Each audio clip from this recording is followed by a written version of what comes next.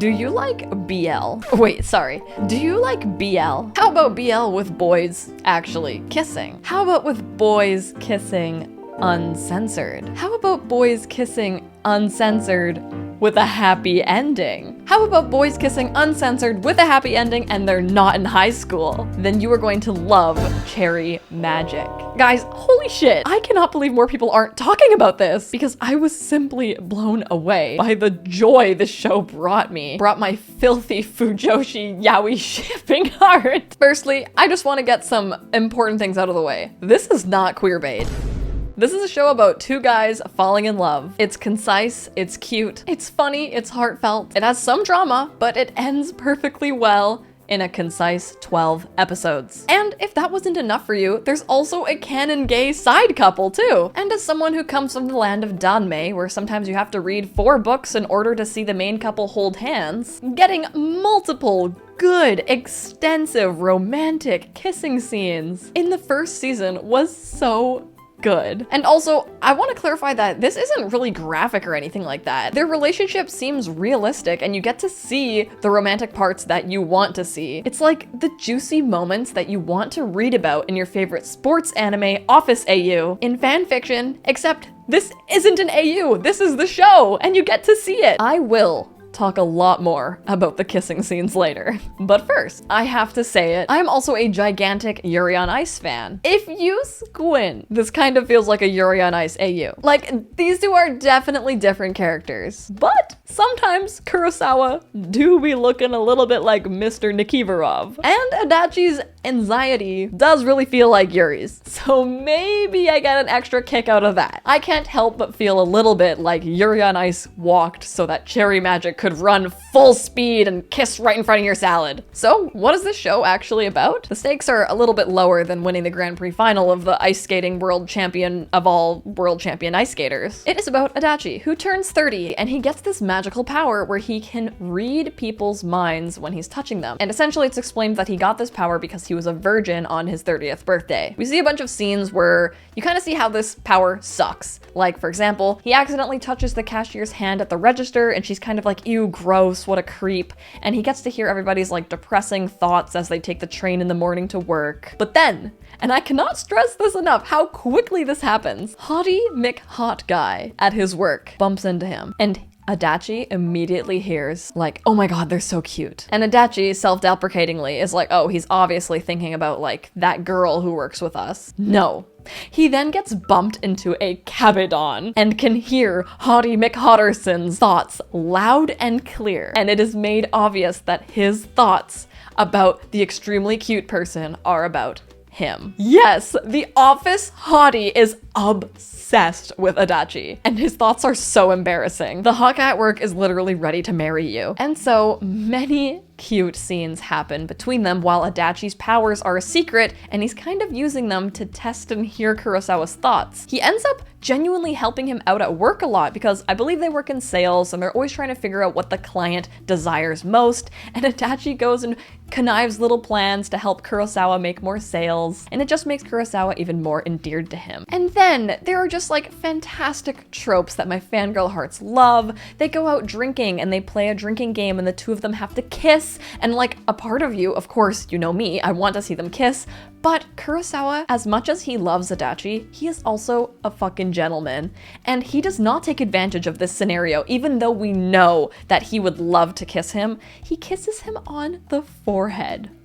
Yeah, I feel like in so many yaois of old, that would have been the absolute moment that someone was forced into a kiss, but no, it was very, very sweet. The pacing moves fast, but it does not feel rushed. They end up on the balcony and they kind of share their feelings, and it's just really good storytelling for a romance to be developing. Oh yeah, meanwhile, there is also this side couple that is like Adachi's friend from college, who is a romance writer, and he is in love with his twinky, younger Amazon delivery guy.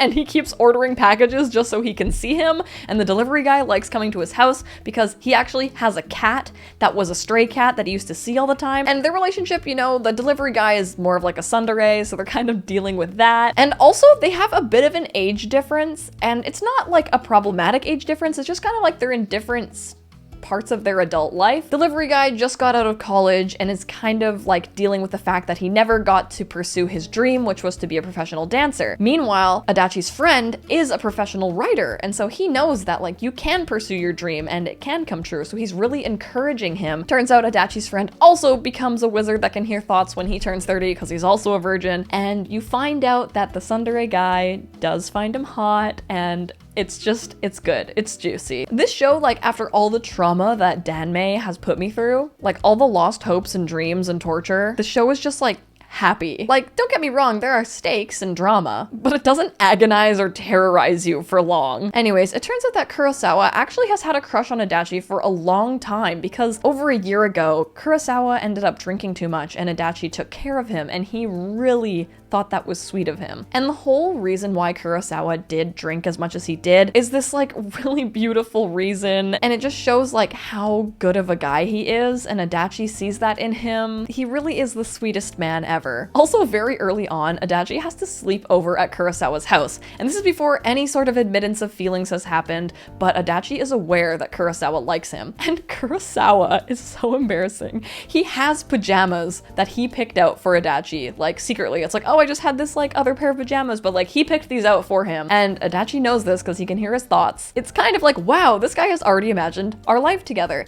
And it can be a little bit overwhelming. And even after Adachi comes to terms with his own emotions and realizes that he does like Kurosawa too, it gets really real, and they go on this date and it doesn't really work out because Kurosawa is doing a lot of these big gestures and Adachi is a little bit uncomfortable. Adachi is also not very good at sharing his feelings, and there's an absolute power imbalance because he can hear Kurosawa's feelings, but Kurosawa can't know his. So they kind of unintentionally end up hurting each other. There's like a 50 Shades of Grey, love me like you do helicopter scene.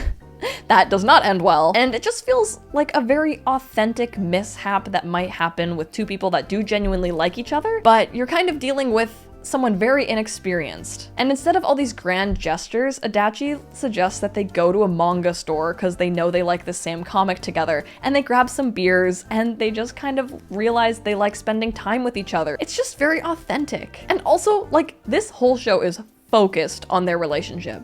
Like, I love Yuri on Ice, but there is an actual plot outside of their relationship to that show. As much as their relationship matters, they are dealing with figure skating. The plot in this show is definitely the two of them getting together. And I also just want to applaud the writing for like not being weird with homophobia. There is like one or two lines that are kind of just like, oh, I never expected that I'd be with a man. Or like Kurosawa had only dated women before. But it's not like, man?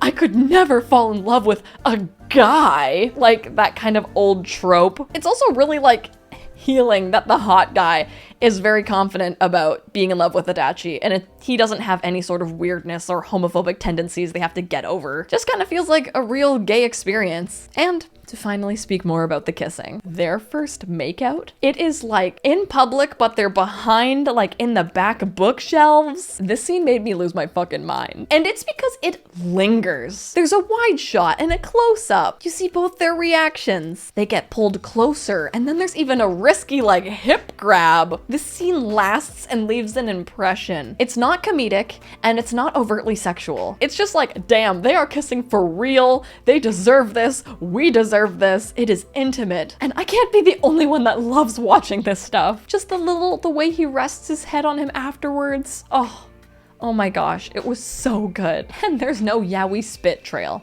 though I do love a good spit trail. It was just so romantic. And then their first time. Yes, we do get to see their first time. Of course, you know, it's kind of in the title, like 30 years of being a virgin. You're like, is he gonna stop being a virgin at some point? Yeah. And also you think, oh, is he gonna lose his powers once this happens? How he loses his powers is so beautiful. After they do it, Adachi is literally like, I don't even think it was about virginity. I think it was about finding someone that you will not be afraid to lose these powers with, because you are confident that you know their feelings for you and you can tell your feelings to them without any magical powers. So it's like you got the magical powers to get you here, but you learned you had that power within you the whole time to like talk to your partner and communicate. It's literally so beautiful. And also like the scene leading up to it and them kissing and getting on the bed and being flipped over and their hands on the mattress. So good. A masterclass in kissing. And the whole reason that, you know, this scene did happen was because of miscommunication. Adachi goes away for work and there's kind of things left unsaid between them, but Kurosawa takes a plane to go and see him. And Adachi is like, I'm sorry that I'm not able to communicate my thoughts well enough. Like, I'm having trouble doing it verbally, so maybe I can do it physically. And like, I know that's definitely a bit of a trope, but it was beautiful. Like the, I want to show you how I feel. Oh yeah, I didn't mention this earlier, but Kurosawa like learns about his powers. Adachi tells him. There's not like this big secret and like all this tension of like, oh my god, he's gonna freak out when he finds out. When he finds out, he's kind of like, oh, okay, that's a little bit embarrassing, but I'm glad that you actually know me for me. Like also, we just kind of realized there's a bit of a power imbalance here, but they work through it and it's so beautiful. And then, you know, if everything wasn't perfect enough, they are like, okay, we're gonna be long distance for a little bit, so let's get something that will really help us feel extra secure in our relationship. And Adachi's like, I wanna move in with you.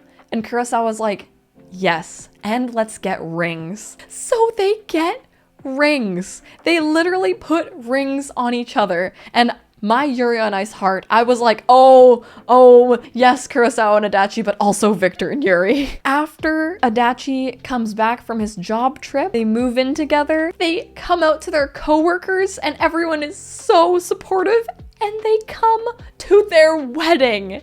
They literally get married. And not only that, it doesn't end on the wedding day. You even get to see, like, they have a photo of the wedding and Adachi, like, comes home and Kurosawa's, like, at home. So it's even, like, after all the bliss, like, there's proof upon proof upon proof that they are still happily living together. And if that wasn't enough, they then confirmed there's a movie. I cannot believe this, you guys. It's like all of the angst that waiting for more Yuri on Ice caused. As much as I know Victor and Yuri are canon, and like I've made peace with not receiving anymore, Cherry Magic healed that hole in me. So yeah, anyways, I loved the show, and if you guys loved it or there's like a specific scene you really loved, I would love to fangirl about it with you guys in the comments. We can open up a whole discussion down below, so please let me know your thoughts. And thank you guys so much for watching. I'd just like to remind you, if you'd like to pick up a Tokyo Treat or Sakurako box, you can use my link in the description. It also helps support my channel because this is what I do full time. So thank you guys so much for watching, and I will see you next time. Bye!